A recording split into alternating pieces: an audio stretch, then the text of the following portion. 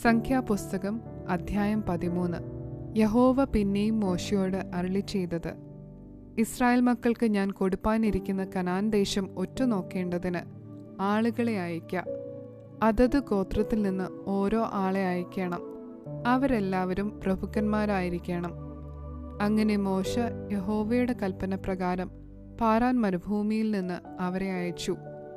ആ പുരുഷന്മാരൊക്കെയും ഇസ്രായേൽ മക്കളിൽ തലവന്മാരായിരുന്നു.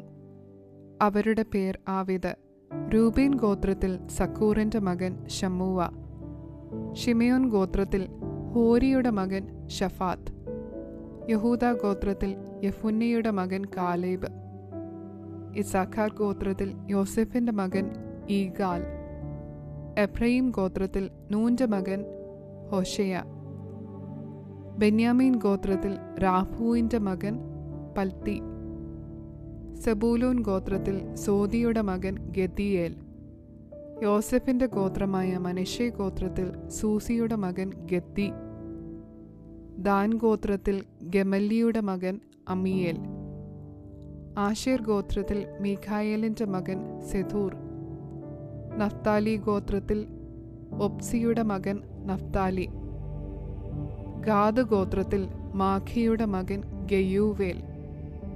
ദേശം ഒറ്റുനോക്കുവാൻ മോശെ അയച്ച പുരുഷന്മാരുടെ പേർ ഇവ തന്നെ. എന്നാൽ മോശെ നൂന്റെ മകനായ ഹോശേയയ്ക്ക് യോശുവ എന്ന് പേരിട്ടു. മോശെ കനാൻ ദേശം ഒറ്റുനോക്കുവാൻ അവരെ അയച്ച് അവരോട്, നിങ്ങൾ ഈ വഴി തെക്കേ ദേശത്ത് ചെന്ന് മലയിൽ കയറി ദേശം ഏതു വിധമുള്ളത്, അതിൽ കൂടിയിരിക്കുന്ന ജനം ബലവാന്മാരോ ബലഹീനരോ ചുരുക്കമോ അധികമോ, അവർ പാർക്കുന്ന ദേശം നല്ലതോ ആകാത്തതോ, അവർ വസിക്കുന്ന പട്ടണങ്ങൾ പാളയങ്ങളോ കോട്ടകളോ, ദേശം പുഷ്ടിയുള്ളതോ പുഷ്ടിയില്ലാത്തതോ, അതിൽ വൃക്ഷമുണ്ടോ ഇല്ലയോ എന്നിങ്ങനെ നോക്കി അറിവിൻ. നിങ്ങൾ ധൈര്യപ്പെട്ട് ദേശത്തിലെ ഫലങ്ങളും കൊണ്ടുവരുവീൻ എന്ന് പറഞ്ഞു. അത് മുന്തിരിങ്ങ പഴുത്തു തുടങ്ങുന്ന കാലം ആയിരുന്നു. അങ്ങനെ അവർ കയറിപ്പോയി സീൻ മരുഭൂമി മുതൽ ഹാമാത്തിന് പോകുന്ന വഴിയായി രഹോബ് വരെ ദേശത്തെ ശോധന ചെയ്തു. അവർ തെക്കേ ദേശത്തുകൂടി ചെന്ന് ഹെബ്രോനിലെത്തി. അവിടെ അനാക്കിന്റെ പുത്രന്മാരായ അഹീമാനും ശേഷായിയും തൽമായിയും ഉണ്ടായിരുന്നു.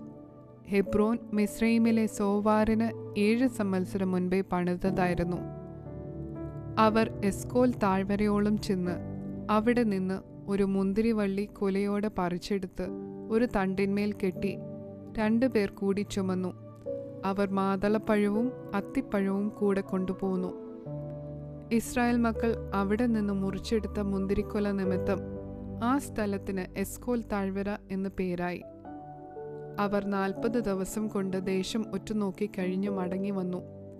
അവർ യാത്ര ചെയ്ത് പാരാൻ മരുഭൂമിയിലെ കാദേശിൽ മോശയുടെയും അഹരോന്റെയും ഇസ്രായേൽ മക്കളുടെ സർവ്വസഭയുടെയും അടുക്കൽ വന്ന് അവരോടും സർവ്വസഭയോടും വർത്തമാനം അറിയിച്ചു. ദേശത്തിലെ ഫലങ്ങളും അവരെ കാണിച്ചു.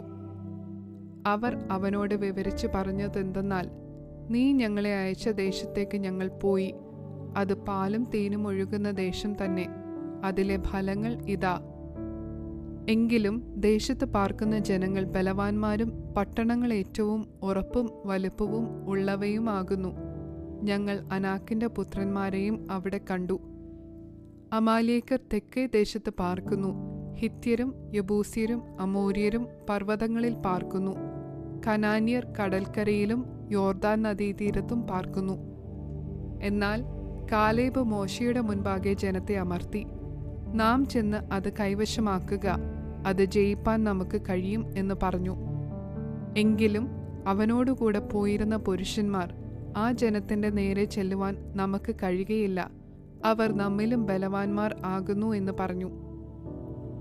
തങ്ങൾ ഒറ്റുനോക്കിയ ദേശത്തെക്കുറിച്ച് അവർ ഇസ്രായേൽ മക്കളോട് ദുർവർത്തമാനമായി പറഞ്ഞതെന്തെന്നാൽ, ഞങ്ങൾ സഞ്ചരിച്ച് ഒറ്റുനോക്കിയ ദേശം നിവാസികളെ തിന്നുകളയുന്ന ദേശമാകുന്നു. ഞങ്ങൾ അവിടെ കണ്ട ജനമൊക്കെയും അതികായന്മാർ. അവിടെ ഞങ്ങൾ മല്ലന്മാരുടെ സന്തതികളായ അനാക്യ മല്ലന്മാരെയും കണ്ടു. ഞങ്ങൾക്ക് തന്നെ ഞങ്ങൾ വെട്ടുക്കിളികളെ പോലെ തോന്നി. അവരുടെ കാഴ്ചയ്ക്കും ഞങ്ങൾ അങ്ങനെ തന്നെയായിരുന്നു.